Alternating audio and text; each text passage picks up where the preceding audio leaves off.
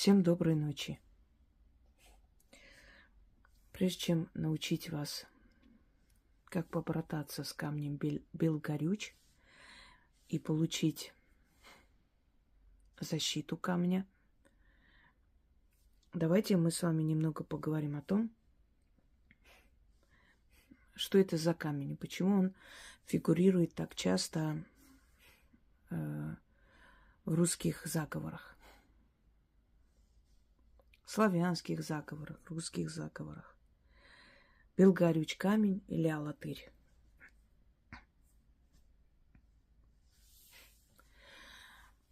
Я вам зачитаю отрывок из славянской мифологии, которая была составлена в начале XIX века российскими историками, этнографами. Определение определенных терминов, названия и прочее. Итак, камень Алатырь. Белгорюч камень Алатырь был явлен в начале времени. Алатырь всем камням камень, центр мироздания. Также священная скала в Репейских горах. Также скала ухода в пекло на берегу реки Смородины. Его называют и горой, и малым студеным камнем. По преданию, камень Алатырь упал с неба. На нем были высечены письмена с законами Сварога. Там, где упал Белгорюч камень Алатырь, поднялась Алатырская гора. Он и мал, и весьма студен. И велика гора, и легок, и тяжел. Он неопознаваемый. Непознаваемый, да, извиняюсь, неправильно. И не мог тот камень никто познать, и не мог никто от земли поднять. Когда Сварог ударял по Алатырю своим волшебным молотом, из искр рождались боги. По одной из поздних версий на Алатыре был построен полуконем кентавром храм Всевышнего. Кстати, кентавр был и в славянской мифологии, полуконь называли его. Потому Алатырь также алтарь, камень-жертвенник Всевышнему или Верховному Богу. Вот отсюда название, искаженное название Алатырь. Изначально алтарь, алтарь богов, алтарь высшего Бога. На нем Всевышний Бог сам приносил жертву. И иногда, жертвуя собой, он обращается в камень Алатырь. Это не только гора, либо камень. Это сакральный центр мира. Он триедин. Потому означает путь прави между явью и навью. Прави – это мир законов. Навь – это мы с вами. Неправильно. Явь – это мы с вами, явный мир физический. А Навь – это мир богов и духов. Между дальним и горным мирами. Алатырь связал миры – горный, небесный и явленный, дольный. Посредником между мирами была также книга Вет, упавшая с неба, и волшебная птица Гамаюн. И книга и птица – это тоже Алатырь. В русских средневековых легендах, фольклоре Алатырь камень, всем камням отец. На этом камне восседает Красная Дева, Заря, и зашивает раны кровавые. Вот поэтому часто в заговорах встречается это слово. Красная Дева на камне Алатырь сидела, шила, зашивала, раны там заживляла и так далее. Примерно так. Или заклинаю тебя каменем, Алатырем, или на камне Алатырь сидит старец, кто того старца найдет, кто у него там что-то заберет, тот меня и испортит и так далее. То есть это символический, сакральный центр мироздания, неопознанный, непонятный, незримый, но он есть. Далее.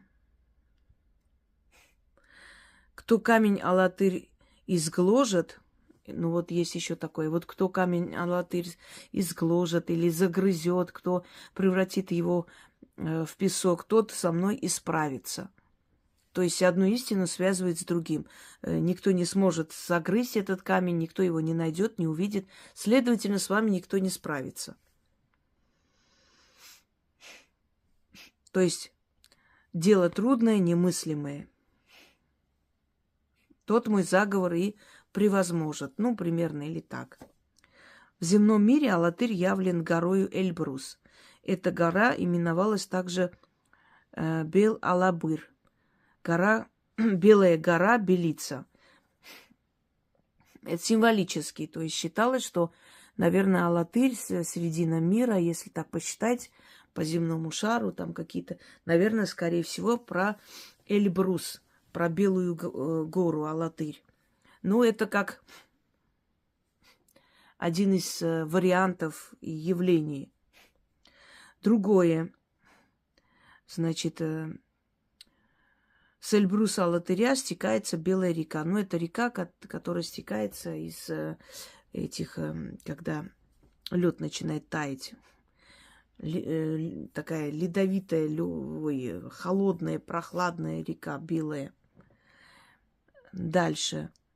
Но есть еще другая версия, что Алатырь или Алатырские горы – это Алтайские горы, что они являются центром Вселенной, и это и есть тот самый алтарь для богов, в которых приносят жертвы. Не зря, например, Алтайские горы считаются священными, и там больше всего мест силы, таких аномальных мест и прочее. Хотя и Кавказ не менее аномален.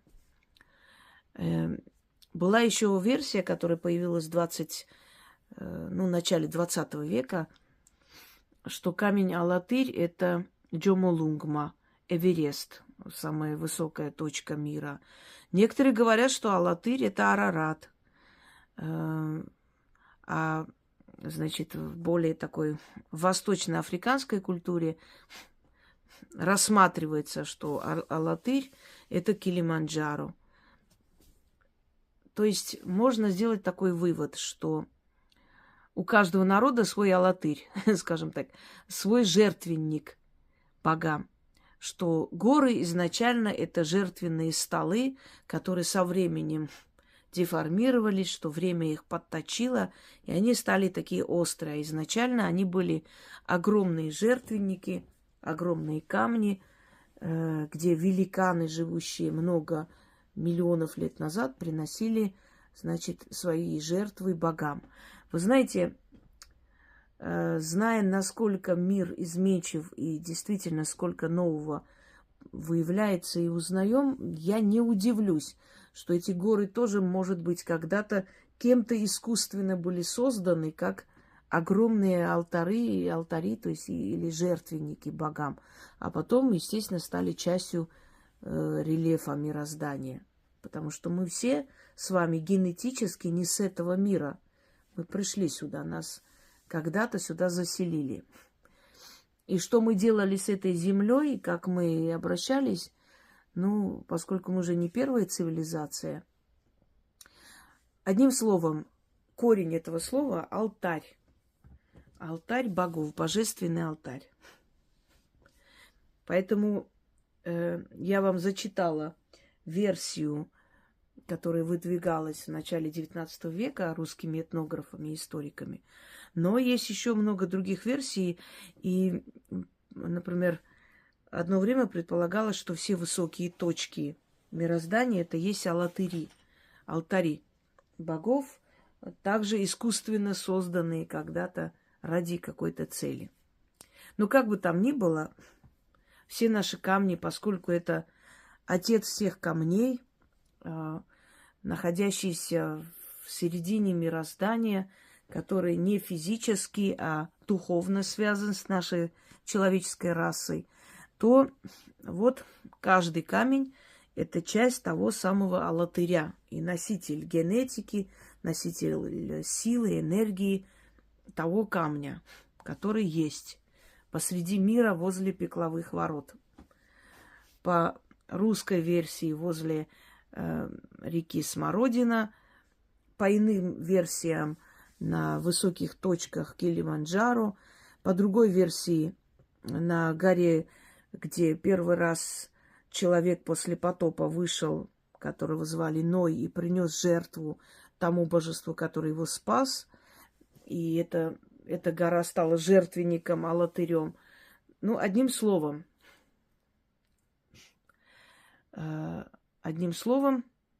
кстати, слово Арарат означает созданный или сотворенный тем, который наверху. Ну, в общем, верховным сотворенный Арарат. Поэтому, например, в армянском языке слово Арарат творение. Так называют человека. Март Арарат. Человек, творение человек, сотворенный человек. Вот. Это в обиходе до сих пор это слово. Тоже чем-то напоминает. Вот.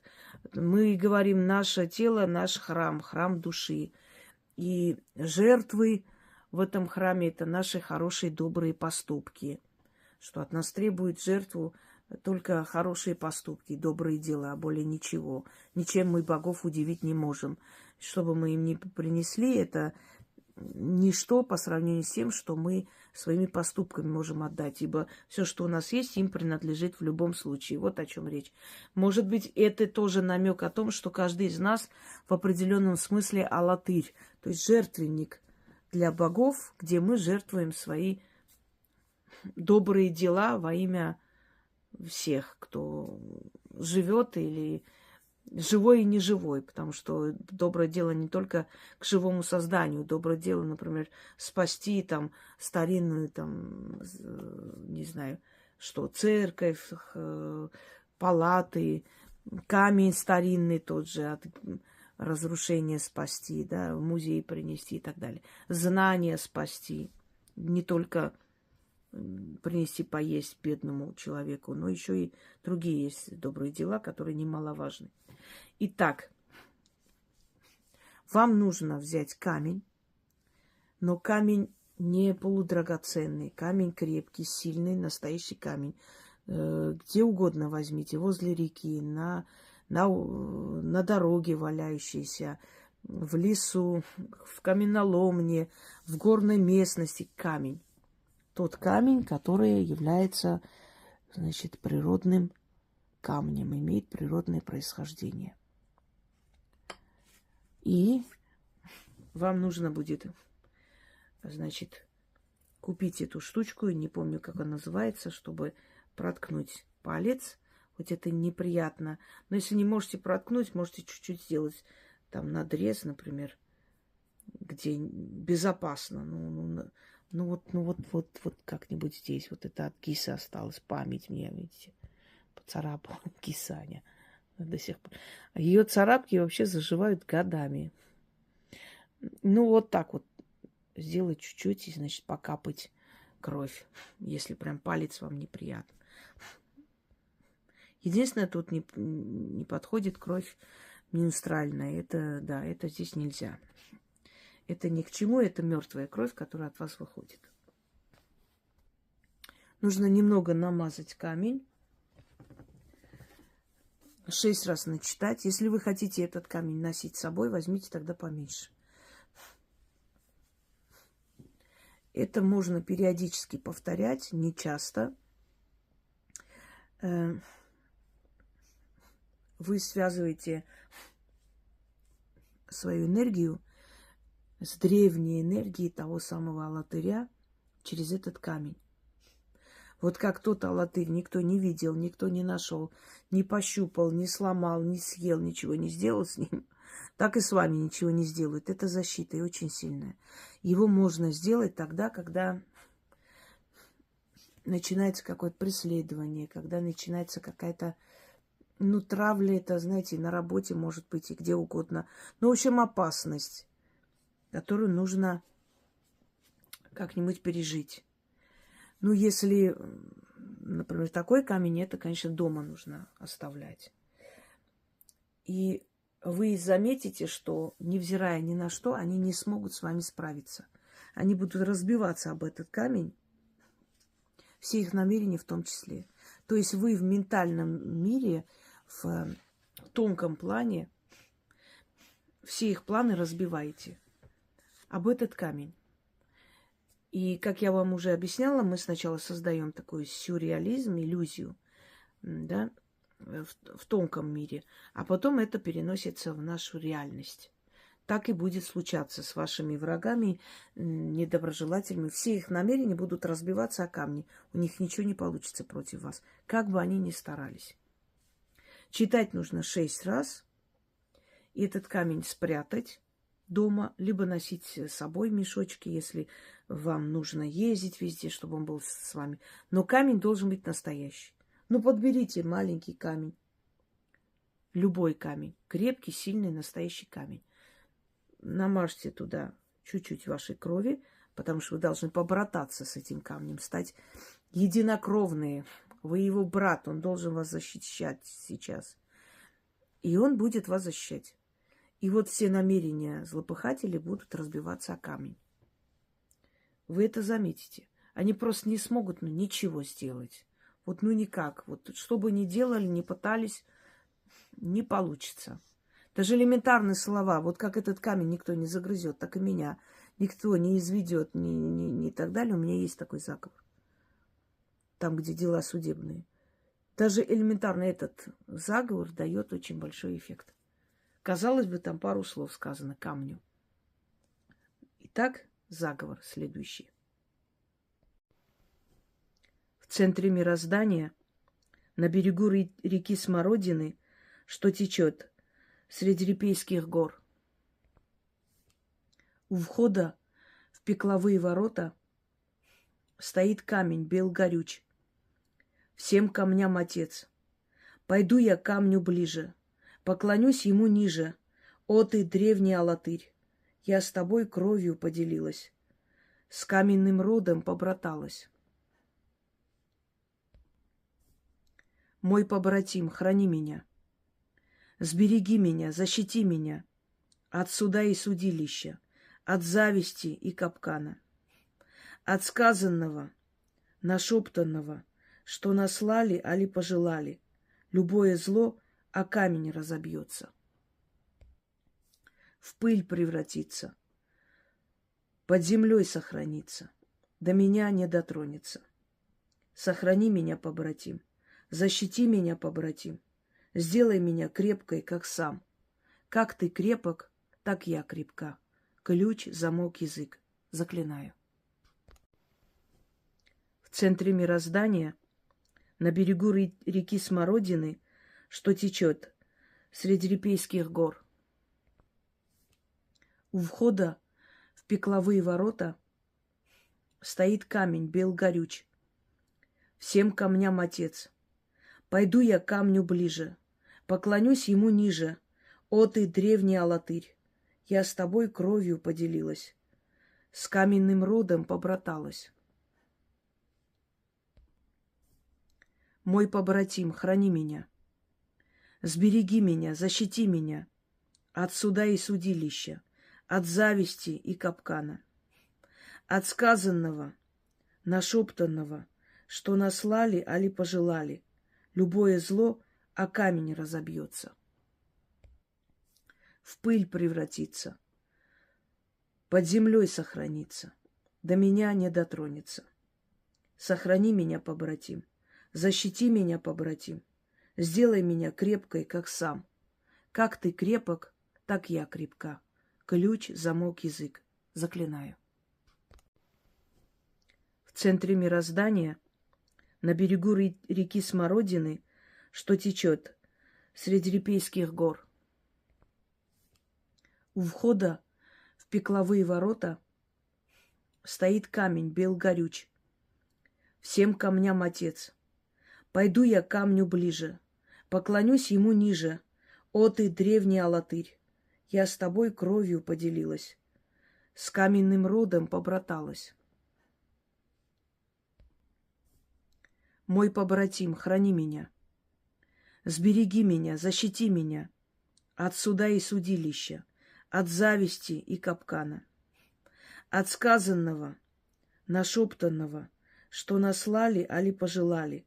Любое зло о камень разобьется, в пыль превратится, под землей сохранится, до меня не дотронется. Сохрани меня, побратим, защити меня, побратим, сделай меня крепкой, как сам. Как ты крепок, так я крепка. Ключ, замок, язык. Заклинаю. В центре мироздания, на берегу реки Смородины, что течет среди Репейских гор, у входа в пекловые ворота стоит камень бел горюч. Всем камням отец. Пойду я к камню ближе, поклонюсь ему ниже. О ты, древний Алатырь, я с тобой кровью поделилась, с каменным родом побраталась. Мой побратим, храни меня, сбереги меня, защити меня от суда и судилища, от зависти и капкана, от сказанного, нашептанного, что наслали, али пожелали. Любое зло о камень разобьется,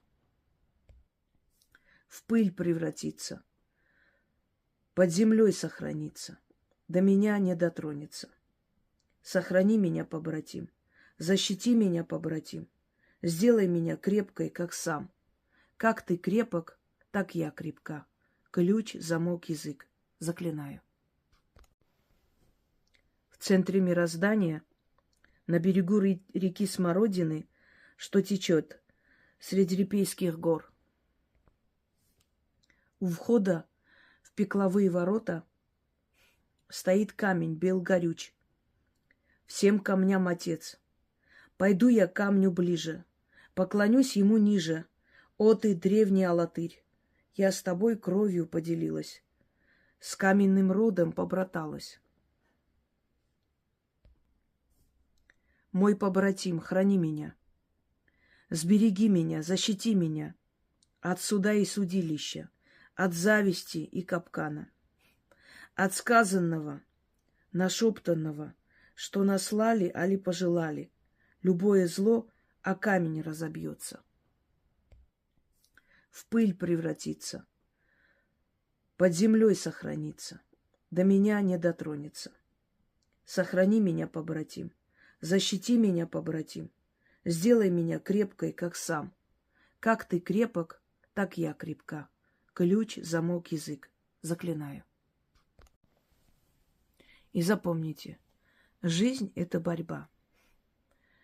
Пока мы живы, мы должны бороться. Где-то много напрягаться, где-то мало, но бороться. Бороться за себя, бороться за своих родных, близких, бороться за свое имя, за свое дело. Бороться и побеждать. Всегда, кто борется, рано или поздно побеждает. Это закон Вселенной. Кто сдается, того пожирают. Так уж устроен мир. Всем удачи!